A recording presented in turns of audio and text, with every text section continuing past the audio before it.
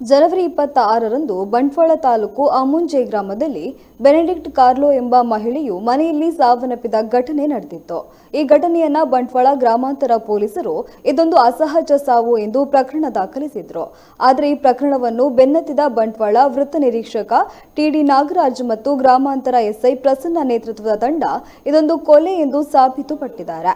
Benedict carver ಅವರು ನೋಡಿಕೊಳ್ಳಲು ನೇಮಿಸಿದ್ದ ಅಮ್ಮಾಡಿ ಗ್ರಾಮದ ಎಲ್ಮಾ ಪ್ರಶ್ಚಿತ ಬರೋಟ್ಕ ಅವರು ಬೆನೆಡಿಕ್ಟ್ ಕಾರ್ಲೋರ್ ಅವರ ಮನೆ ಇದ್ದ ಬಂಗಾರವನ್ನು ದೋಚಲು ನರಿಕೊಂಬು ನಿವಾಸಿಯಾದ ಸತೀಶ ಮತ್ತು ಚರಣ್ ಅವರೊಂದಿಗೆ ಜನವರಿ 25ರಂದು ಬೆನೆಡಿಕ್ಟ್ ಕಾರ್ಲೋರ್ ಅವರನ್ನು ದಿಂಬಿನಿಂದ ಉಸಿರುಗಟ್ಟಿಸಿ ಕೊಲೆ ಮಾಡಿದ್ದಾರೆ.